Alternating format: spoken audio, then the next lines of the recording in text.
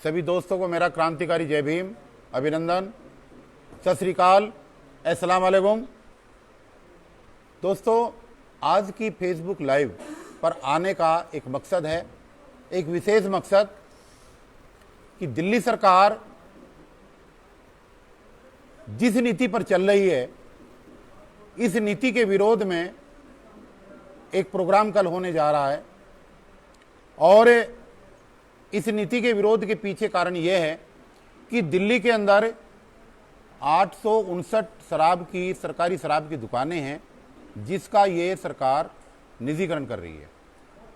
इसमें हमारा कहना यह है कि 2012 और 2013 में अन्ना आंदोलन के गर्भ से पैदा हुई आम आदमी पार्टी जो विश्व रिकॉर्ड के साथ 2015 में जीती, तो लोगों ने ये उम्मीद की थी, और विशेष रूप से ठेका पे काम करने वाले लोगों ने, कि ये सरकार अगर आएगी और केजरीवाल जी दिल्ली के मुख्यमंत्री बनेंगे तो जितने भी कच्चे कर्मचारी इस दिल्ली में काम कर रहे हैं, शायद ये सरकार उन सभी कर्मचारियों को पक्का करेगी।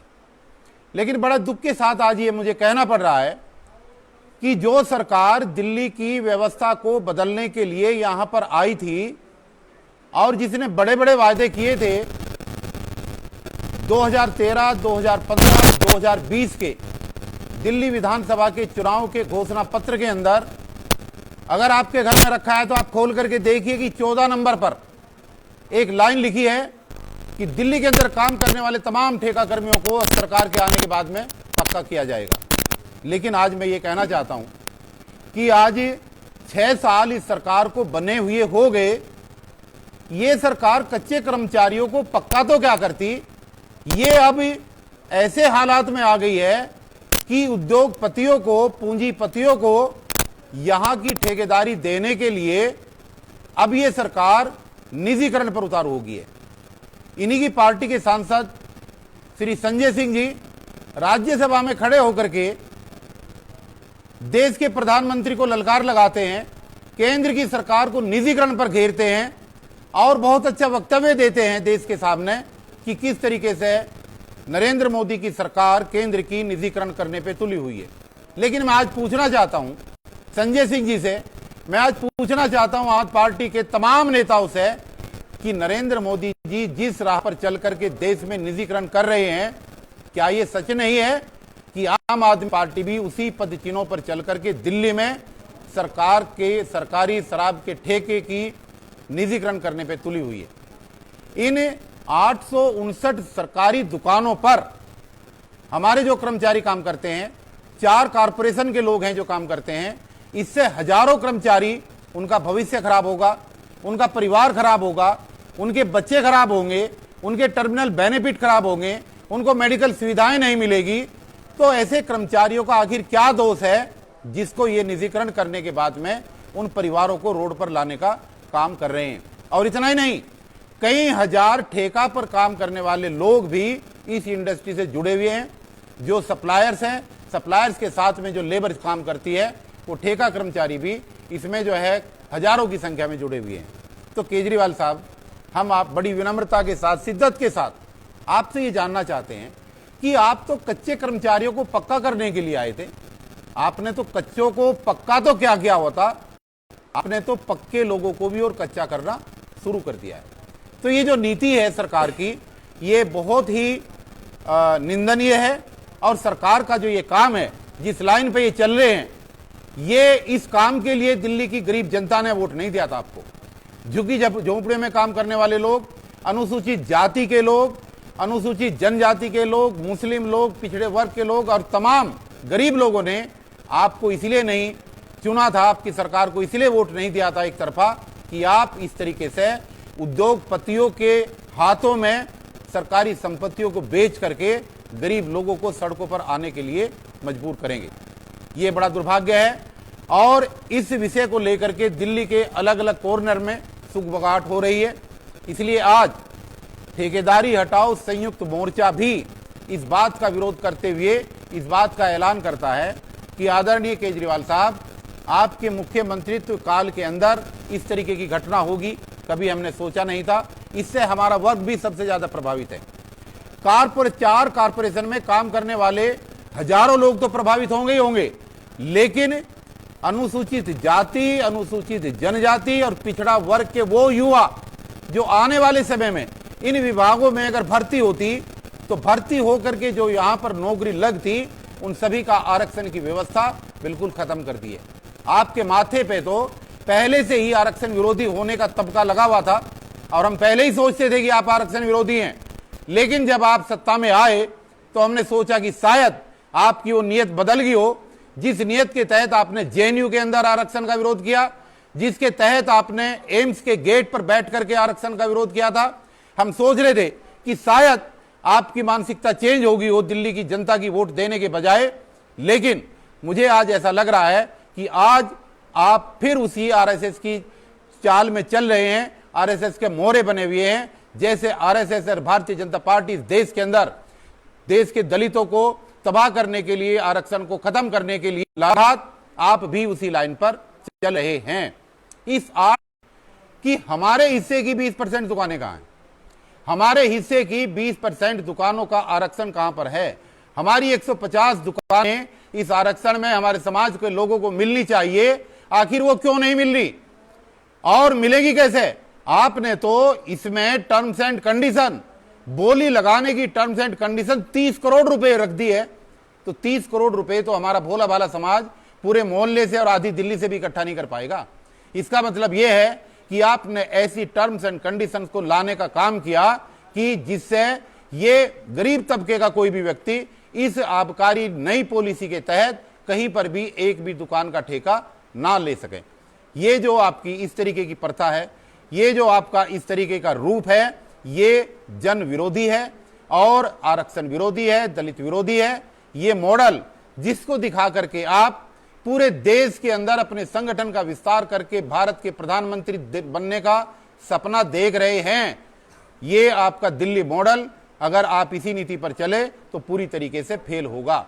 और एक बात मैं और कहना चाहूंगा, और ये बात दिल्ली की सरकार के लिए ही नहीं बल्कि देश की उन तमाम सरकारों के लिए है, भारत की केंद्र की सरकार के लिए भी है, कि जब 23 मार्च 2020 से इस दिल्ली के अंदर नहीं पूरे देश के अंदर कोरोना की वैश्विक महामारी की वजह से कोविड-19 की गाइडलाइन बनी हुई है और उसके तहत कहीं पर भी गैदरिंग होने पर मना है, कहीं पर 50 आदमी से ज्यादा इकट्ठा नहीं हो सकते, तो फिर इस तरीके की पॉलिसी आप करके आप देश के लोकतंत्र का गला घोट रहे हैं।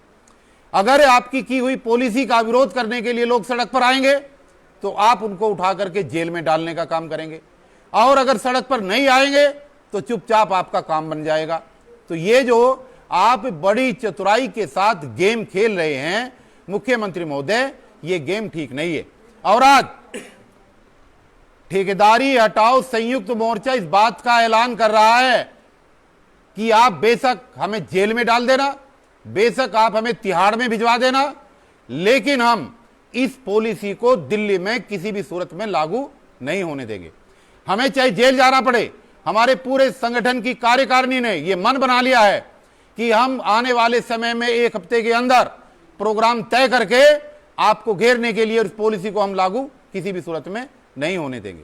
ये पॉलिसी हमारे आने वाले बच्चों के भविष्य के लिए खतरा है, ये पॉलिसी हमारे समाज के लिए खतरा है, और ये पॉलिसी हमें अपनी भागीदारी सुनिश्चित करने के लिए दूर कर रही है। अगर आपको वास्तव में हमें भागीदारी देनी है, अगर आप चाहते हैं कि देश के दलितों को भागीदारी मिले, तो आप इसमें आरक्षण की व्यवस्था करें। अगर आप चाहते हैं कि उस कारपोरेशन में काम करने वाले जो परिवार हैं जिनका पूरा जीवन इस कारपोरेशन में काम करते हुए चला गया है, तो उस कारपोरेशन के संगठनों के पदाधिकारियों से बैठ करके आप त्रिपक्षीय बात करें कि उनका जो है इस पॉलिसी को लागू होने के बाद कुछ नहीं बिगड़ेगा, वो परिवार संकट में नहीं आएंगे। ये जो पॉलिसी है ये हर तरीके से सरकार को नुकसान पहुंचाने के साथ साथ इस जनता को भी नुकसान पहुंचाने का काम करेगी। आप जो सोच रहे हैं कि इससे रेवेन्यू बढ़ेगा, देखिए 1980 से पहले दिल्ली के अंदर शराब की दुकानें प्राइवेट थी। 1980 के अंदर ये दिल्ली की सारी दुकानें सरकारी की गई, और 1980 से लेकर के 2021 तक इस 41 साल के अंदर कोई भी दुकान से, किसी भी दुकान से दारू पी करके दिल्ली का कोई भी नागरिक कभी नहीं मरा। जबकि उत्तर प्रदेश के अंदर आप उदाहरण दे सकते हैं अलीगढ़ का, आप हरियाणा का उदाहरण दे सकते हैं, आप उत्तराखंड का उदाहरण देख सकते हैं। वहां पर दारू प्राइवेट ठेकों से दारू पी करके वहां पर 100-100, 200-200 लोग एक साथ मरे हैं। तो दिल्ली के अंदर उत्तम क्वालिटी की दारू एमआरपी के ऊपर उचित दामों पर अगर दिल्ली की जनता को मिल रही है, तो क्या आप दिल्ली की जनता को जहर पिलाने का काम क्यों कर रहे हैं? आप एमआरपी के बिना एमआरपी की दारू बेचने का काम क्यों कर रहे हैं? हर ठेके पर हर लाला जो है अपने हिसाब से एमआरपी की दारू बेचेगा। आप ऐसा दिल्ली की जनता के साथ घोर अन्याय ना करें। ये वैश्विक महामारी के अंदर इस तरीके की चीजें करना, कर्मचारियों के प्रति इस तरीके की चीजें करना और दिल्ली की जनता के साथ विश्वासघात करना, केजरीवाल साहब, ये उचित नहीं है। हम विनम्रता के साथ हाथ जोड़ करके आपसे ये अपील करते हैं कि आप जो है इस पॉलिसी को बंद करें, इसमें हमारी आरक्षण की व्यवस्था लागू करें, हमारी भागीदारी को निश्चित करें और जब तक एक सटीक समझौता हो करके लिखित में नहीं आ जाता तब तक जो है आप इसको बैन करें। और वैश्विक महामारी के दौरान देश के दलितों को इस बात के लिए आप मजबूर ना करें कि आपका दरवाजा खटखटाने के लिए हमें आपके दरवाजे पर आना पड़े। निगम में काम करने वाले तमाम कर्मचारी, निगम के अंदर काम करने वाले तमाम कर्मचारी जिनको 3-3 महीने की सैलरी नहीं मिलती, जिनको रिटायर होने के बाद उनको रिटायरमेंट का पैसा नहीं मिलता, जिनको रिटायरमेंट होने के बाद उनको कब पेंशन मिलेगी ये पता नहीं है। और इस कोरोना महामारी में अगर आप ये समझे कि इस कोरोना महामारी को आपने कंट्रोल किया है तो आप गलतफहमी का शिकार हैं। ये दिल्ली के अंदर कोरोना महामारी अगर कंट्रोल हुई है तो इसका सबसे बड़ा अगर कोरोना योद्धा कोई है तो दिल्ली के अंदर सफाई कर्मचारी करने वाला कर्मचारी योद्धा है। अगर कर्मचारी ने हॉस्पिटलों की सफाई ना करी होती तो वहां पर ना तो डॉक्टर वहां पर इलाज कर सकता था, ना नर्स इलाज कर सकती थी, ना सिक्योरिटी गार्ड घुस सकता था, ना वहां पर मरीज आ सकता था। मगर आपने क्या किया? आपने तो यह भी झूठ बोल दिया, आप अपने वादे से मुकर गए। जो कोरोना के समय में सफाई कर्मचारी हमारे शहीद हुए हैं उनके परिवारों को 1 करोड़ का मुआवजा देने के लिए आपने वादा किया था, लेकिन स्वर्ण जाति के लोगों के घरों में जा करके आप 1-1 करोड़ रुपए का चेक दे रहे हैं और अपनी फोटो खिंचवा रहे हैं। उन घरों में फोटो खिंचवा रहे हैं जिन्होंने आपको वोट नहीं दिया। और जिस समाज ने, वाल्मीकि समाज ने, सफाई कर्मचारियों के समाज ने आपको एक तरफा वोट दे करके दिल्ली का मुख्यमंत्री बनाया, उस समाज के प्रति आपकी इतनी भी संवेदना नहीं है कि जो लोग कोरोना महामारी से शहीद हुए उनको 1 करोड़ रुपए क्या, अपने 50 लाख रुपए भी नहीं दिए, एक भी परिवार को नहीं दिए। ऊपर से 3-3 महीने की सैलरी ना मिल करके उनके घरों में चूल्हा तक नहीं जला, फिर भी उन्होंने अपने बच्चे घरों में भूखे बैठे रहने के बावजूद भी उन्होंने आकर के अपने दफ्तरों की सफाई करी, हॉस्पिटलों की सफाई करी। तो जो रवैया आपका चल रहा है, जिन्होंने वोट दिया उनके साथ धोखाधड़ी, और जो वोट देने घरों से बाहर नहीं निकलते उनको जा करके जो आप 1-1 करोड़ के चेक दे रहे हैं, माननीय केजरीवाल साहब, आपका ये दोहरा चरित्र अब चलने वाला नहीं है। हम 2 तारीख को, आने वाले 2 अगस्त को, जो आपने एक आयोग बना रखा है भ्रमित करने के लिए, सफाई कर्मचारी आयोग, जिसके पास कोई भी संवैधानिक अधिकार आपने नहीं दे रखा, उस गैर संवैधानिक अधिकार प्राप्त आयोग की तालाबंदी करने के लिए हम 2 अगस्त को वहां पर जा रहे हैं। और जो फौज लगानी है आप लगा लेना। हम आपके चेयरमैन से ये पूछेंगे कि वो चेयरमैन किस लिए है, उसने सफाई कर्मचारियों की क्या वकालत की, उसने सफाई कर्मचारियों के लिए क्या राहत दी, उसने कोई नहीं दिया। वो समाज को भ्रमित करने का काम कर रहे हैं। और एक ऐसा चेयरमैन, क्या पूरी दिल्ली में आपको एक आदमी के अलावा कोई चेयरमैन नहीं मिला कि 3 साल तक जो एक निकम्मा चेयरमैन साबित हुआ उसी को आपने दूसरे टर्नओवर के लिए रख लिया? जरा बताएंगे कि इसका क्या महत्वपूर्ण भूमिका रही है? 3 साल के अंदर इस आदमी ने सफाई कर्मचारियों के लिए क्या ऐसा अच्छा काम किया कि आपने उसी को फिर दोबारा 3 साल के लिए बना दिया? लोग तो पता नहीं क्या क्या कह रहे हैं, क्या क्या लेन देन हुआ है इस पोस्टिंग के ऊपर, बहुत सारी चीजें चल रही हैं। लेकिन हम फिर भी ये शिद्दत के साथ विनम्रता पूर्वक दिल्ली सरकार के तमाम मंत्रियों से, मुख्यमंत्री से, उप मुख्यमंत्री से, दिल्ली के सभी अपने रिजर्व सीट से जीते हुए विधायकों से ये अपील कर रहे हैं कि अभी 2 अगस्त आने में 20 दिन का समय बाकी है। इस बार आपको सद्बुद्धि दे और जितने भी कोरोना शहीद हुए हैं सफाई कर्मचारी, उनके परिवारों को इस पीरियड में आप 1-1 करोड़ रुपया दे दें। अदरवाइज अगर 2 अप्रैल को आग लगी, अगर 2 अप्रैल को तालाबंदी हुई, अगर 2 अगस्त को आने वाले 2 अगस्त को अगर तालाबंदी हुई और सफाई कर्मचारी आयोग के चेयरमैन का घेराव हुआ, तो ये चिंगारी वहां पर रुकेगी नहीं, ये चिंगारी बहुत दूर तक जाएगी। उसके बाद में राजेंद्र पाल गौतम जी जो समाज कल्याण मंत्री हैं, जो जिम्मेदार हैं इन सारी चीजों के लिए, कमीशन नहीं बना उसके लिए जिम्मेदार हैं, जो सफाई कर्मचारियों के साथ हो रहा उसके लिए जिम्मेदार हैं, जो SC ST सब उपयोजना का पैसा 28,000 करोड़ हमारा नहीं दिया जा रहा उसके लिए जिम्मेदार हैं।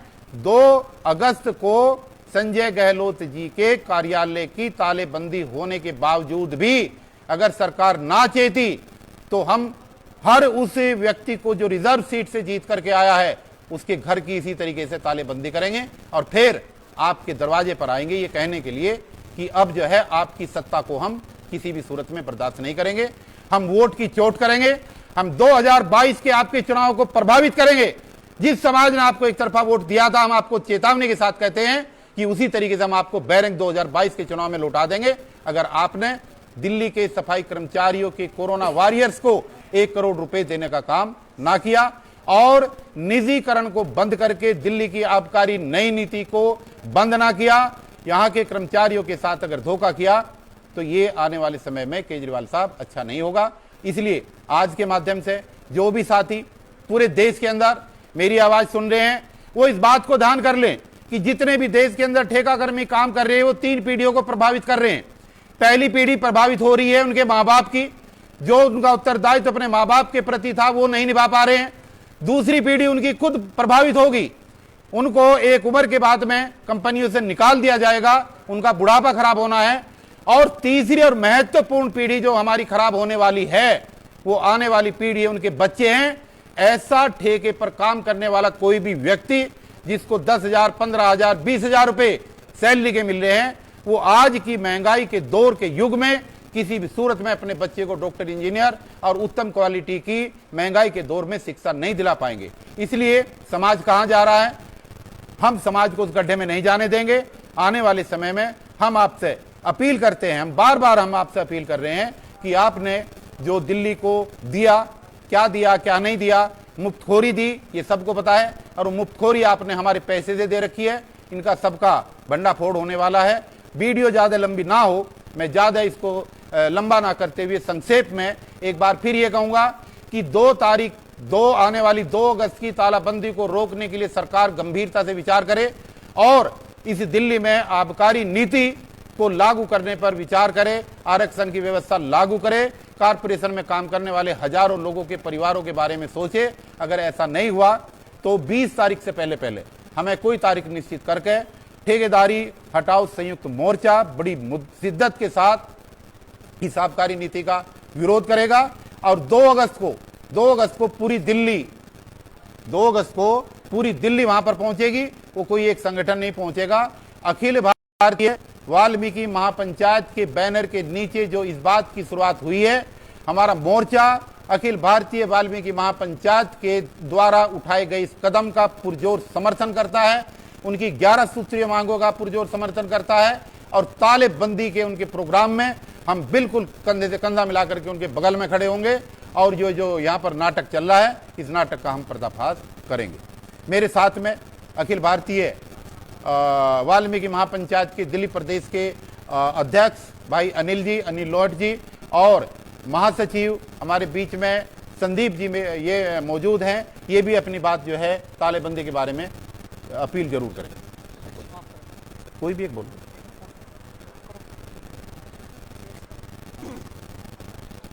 नमस्कार, जय भीम, जय भारत, जय वाल्मीकि। आज जो अपना ठेकेदारी हटाओ संयुक्त मोर्चा के प्रधान महासचिव श्री DC कपिल जी ने जो विषय आपके सामने रखा है, ये एक बहुत ही भयानक विषय है क्योंकि इस विषय के पीछे जो मानसिकता है, जो दिल्ली के CM अरविंद केजरीवाल ने जिन कहते हैं जिन बातों के ऊपर इस आज राजनीति कर रहे हैं, जहां उन्होंने उन पॉइंट्स के ऊपर जिस भोले वाले समाज को बेवकूफ़ बना के वो यहाँ तक पहुँचे हैं, आज वो उसको बिल्कुल भूल गए। दिल्ली सफाई कर्मचारी आयोग का जो गठन हुआ था वो इसलिए हुआ था कि जितने भी परिवार जो सफाई कर्मचारी हैं उनके दुख तकलीफ को दूर करने की जो उनकी मांगे गई थी तो इस आयोग के माध्यम से उसको पूरा किया जाएगा, उनको मदद किया जाएगा। लेकिन आज केवल एक पिट्ठू बनकर रह गया है और कहीं ना कहीं इसके पीछे जो मानसिकता सीधे अरविंद केजरीवाल की है। और कहीं ना कहीं ये जो कोरोना काल में जितने भी हमारे सफाई कर्मचारी योद्धा रहे, अभी श्री अरविंद केजरीवाल जी ने एक घोषणा करी कि जितने भी डॉक्टर्स और बाकी जितने भी जो हैं उनको पहले इनको सम्मानित करेंगे कोरोना काल के अंदर। मैं कहना चाहूँगा और मैं पूछना चाहूँगा कि क्या आपकी आंखें बंद हो गई थी? क्या आपको दिखाई नहीं दिया? अगर वो डॉक्टर्स को सभी लोग वो सिर्फ सम्मानीय है, उन्होंने भी कुछ कम नहीं किया है, लेकिन उनको मदद करने के लिए उनसे पहले जो सफाई कर्मचारी जो खड़ा होता है, जिसने वो सारा कूड़ा करके वो सारी गंदगी, जिस गंदगी में वो वायरस था जिसके वजह से ये फैला है, अगर वो नहीं करते तो कौन इसको बचाता? कहीं ना कहीं अपनी आंखों पे पट्टी बांधने का जो आपने काम किया है और उस अपनी आंखों पे पट्टी बांधने को मजबूत रखने के लिए जो आपने अपने पिट्ठू खड़ा कर रखे हैं और जो दिल्ली सफाई कर्मचारी आयोग में आपने एक ऐसा संगठन जिसको कोई शक्ति नहीं है और वो कुछ कर ही नहीं सकता है।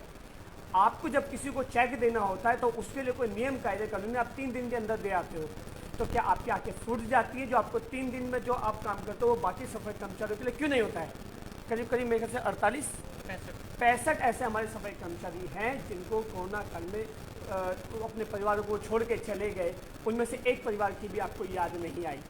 आप बिल्कुल अंधे बन के बैठे हैं, आंखों में पट्टी आपने बांध ली है। कहीं ना कहीं आंखों को खोलने की आवश्यकता है, क्योंकि अगर आपने इस आंखों को नहीं खोला तो इसका जवाब 2 अगस्त को जो हम शुरुआत कर रहे हैं तालाबंदी की, उस तालाबंदी से इसकी शुरुआत हो जाएगी। अगला जो नंबर होगा वो राजेंद्र गौतम का होगा।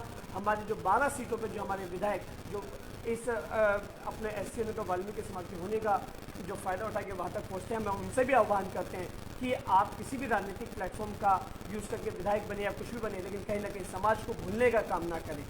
और कहीं ना कहीं जो आज अरविंद केजरीवाल कर रहे हैं, ये सबकी आंखों को दिखाई दे रहा है, सबको समझ में आ रहा है। ये एक बहुत ही दमनकारी नीति है, कहीं ना कहीं हमारे बच्चों हमारे परिवार को पीछे फेंकने के, क्योंकि सफाई कर्मचारी केवल सफाई कर्मचारी नहीं होता है, उससे जुड़े हुए परिवार, उसके संबंधी, उसका आने वाली जो पीढ़ी है। क्योंकि अगर आज उसको एक कहते ना एक जो कंसिडरेशन जो मिलता है, उसी कंसिडरेशन के बल पर वो अपने बच्चों को आने वाले देश में खड़ा कर पाता है, लेकिन आज इसको प्राइवेटाइजेशन करके और कहीं ना कहीं उनकी मृत्यु तक का भी आपको कोई मान नहीं दिखाई दे रहा है। ये बहुत ही कहते ना कि बहुत ही धूर्तता है, इस धूर्तता को बंद करना चाहिए। अभी जो श्री DC कपिल जी ने जो अपना पूरा वक्तव्य था, उसमें जो हम 2 अगस्त को जो तालाबंदी कर रहे हैं वो हमने केवल ऐसे ही नहीं रख दिया, उसको बहुत सोच विचार करके और हमें समझ में ये आ रही है कहीं ना कहीं आपकी आंखों को खोलने के लिए बहुत ज़रूरी है। ये पहला कदम है, लेकिन इस पहले कदम पर हम रुकने वाले नहीं हैं। अगर आपने 2 अगस्त तक इस बात को पूरा नहीं किया तो इसके जो परिणाम है वो आपको आगे भी भुगतने पड़ेंगे। मैं आगे करूँगा, हमारे प्रदेश अध्यक्ष अनिल लॉ जी हमारे साथ हैं, वो इसको आगे रखें। धन्यवाद। अब अपील कर दो।